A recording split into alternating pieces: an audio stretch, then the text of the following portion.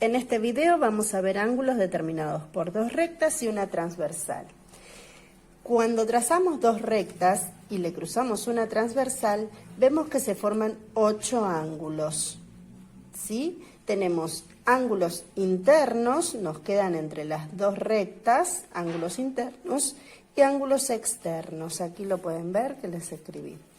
Bueno, vamos a ver cómo se llaman, la relación que tienen cada uno de los ángulos. Aquí arriba, entre estos A, B, C y D, vimos en el zoom la relación que tienen. Por ejemplo, A y D son opuestos por el vértice, A y B son adyacentes, A y C son adyacentes, y así podemos establecer qué relación tienen estos ángulos. En este grupo de 1, 2, 3, 4 también pasa lo mismo. 1 y 4 son opuestos por el vértice, 1 y 3 son opuestos, son adyacentes, pero vamos a ver ahora la relación que tienen entre el grupo de las letras y el grupo de los números. Veamos, cuando son ángulos correspondientes. ¿Cómo sabemos que son correspondientes? Porque ocupan el mismo lugar. Por ejemplo, si yo superpongo esta parte de los números, donde tenemos los ángulos con números, los superpongo aquí, ocupan exactamente el mismo lugar. Por ejemplo, el ángulo A ocupa el mismo lugar que el ángulo 1, el ángulo B ocupa el mismo lugar que el ángulo 2, el ángulo C ocupa el mismo lugar que el 3 y el D que el 4. Entonces podemos decir que los ángulos correspondientes son A y 1, B y 2, C y 3, D y 4. Ahora veamos, si A y B, las rectas A y B, son paralelas, vamos a saber que los ángulos correspondientes siempre miden lo mismo, tienen la misma amplitud. Aquí donde dice A y estas dos rayitas significa que son paralelas. Es el símbolo para decir que estas dos rectas son paralelas. Entonces, si son correspondientes y A y B, las rectas son paralelas, entonces puedo asegurar que esos ángulos son iguales, miden lo mismo. Supongamos que A mide 50, entonces su correspondiente también mide 50. Vayamos a los alternos.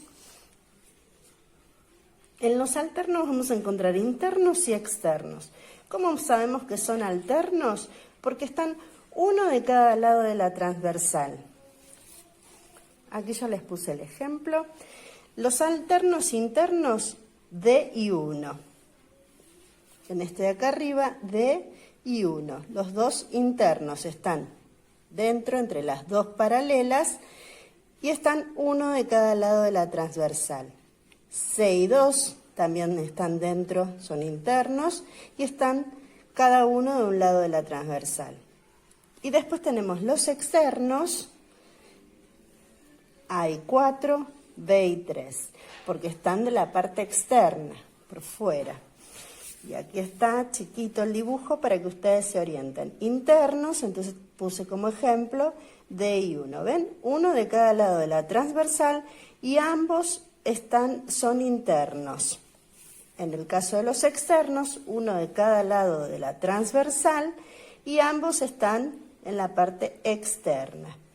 Los ángulos alternos, internos y externos, si las rectas A y B son paralelas, entonces miden lo mismo.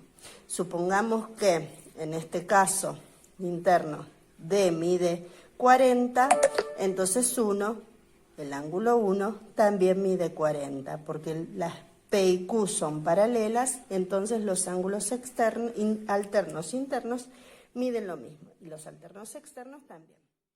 Por último, tenemos a los ángulos conjugados internos o externos. ¿Cómo los reconocemos? Porque están los ángulos conjugados internos dentro, entre las paralelas, y están los dos del mismo lado de la transversal. Y los externos están del mismo lado de la transversal, pero los dos son externos. Los ángulos conjugados, sí. A y B, las rectas A y B son paralelas, en este caso R y H y en este caso del ejemplo S y M. Si son paralelas, entonces los ángulos conjugados son suplementarios, o sea que miden 180 grados. Ahora vamos a ver unos ejercicios. A ver, un ejemplo. Yo tengo acá como el primero, pero más chiquito, los ángulos acá A, B, C, D y acá 1, 2, 3, 4. Y digo que el ángulo A mide 120 grados. Entonces tengo que decir cuánto miden los demás, pero siempre justificando. Hallar la amplitud de todos los ángulos, justificar. Entonces vamos al B. Siempre con respecto a el ángulo A mide 120 grados. El ejercicio es así, 120 grados mide A. Entonces, B cuánto mide, 60 grados por ser adyacente con A. ¿Se acuerdan que los adyacentes compartían un lado y medían entre los dos 180 grados? Entonces, B mide 60 grados por ser adyacente con A. Esa es la justificación.